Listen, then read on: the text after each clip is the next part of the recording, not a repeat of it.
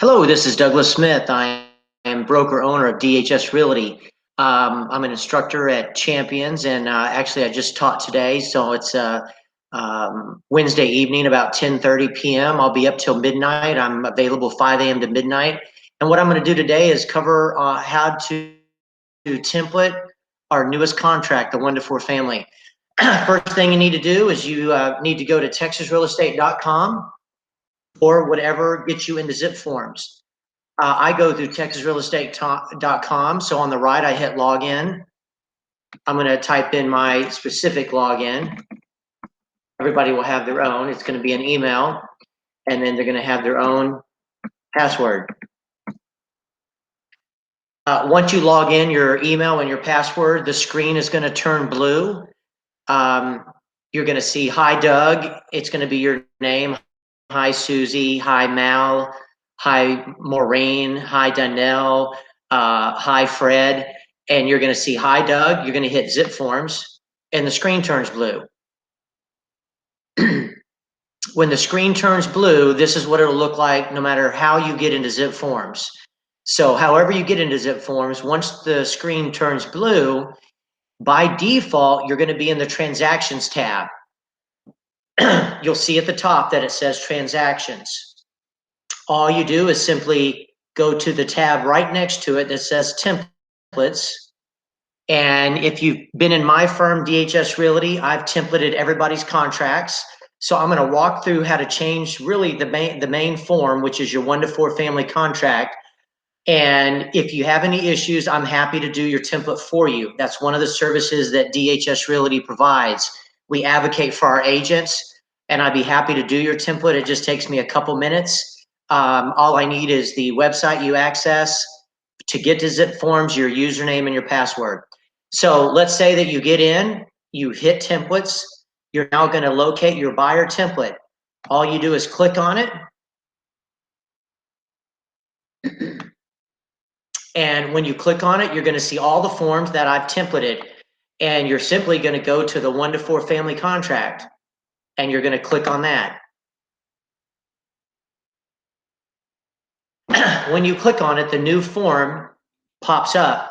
You'll know it's the right form because right here in the top, it's going to say 11/20/2020. And all you're going to do is scroll down. Paragraph 3, you're going to reconfirm that third-party financing is marked.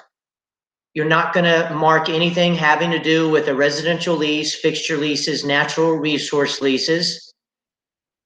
You're not going to mark anything on the bottom of page 1. You're going to go to earnest money, and you can see earnest money is going to be blank because we don't know the amount. We don't know the title company. But what we are going to do is we're going to scroll down a little further, and you're going to see the option paragraph. And you're going to put 10 days. And you're going to see that right up here, it talks about earnest money. But in paragraph 5, it talks about the earnest money. And right below there, it says the option. We're going to go ahead and put $100 in there. So basically, paragraph 5, well, let me retract. Paragraph 23 has gone bye-bye, and it's been incorporated in paragraph 5. So what we're going to do as a company, we're going to put $100 here. We're going to put 10 days in paragraph B under 5B. You're going to scroll down a little further, and title policy, paragraph 6, you're going to go ahead and mark seller expense. You can see as you go a little further, it should already have the shortages in survey marked and buyer expense, so you don't have to touch anything there. You'll continue to go down. This is talking about the survey. Should have 3 days there. If not, put 3 days. You're going to go ahead and mark paragraph C on page 3 at the top, and you're going to mark buyer expense. Down here at paragraph D, we're going to go ahead and type in residential pool and other residential uses. Underneath that, you can see that there's 3 days. We're going to scroll down. We are going to mark there is an HOA because that's pretty standard on homes. About 97% of homes have a HOA. We're going to continue on. It looks like we already have seller disclosure that you've received it. Under as is, we're going to go ahead and mark as is.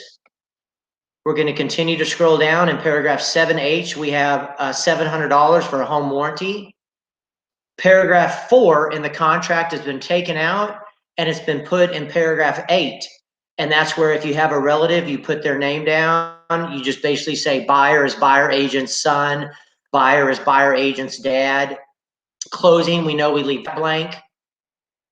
Possession, let's go ahead and mark closing and funding, paragraph 10. Paragraph 11, I don't like to put anything in there.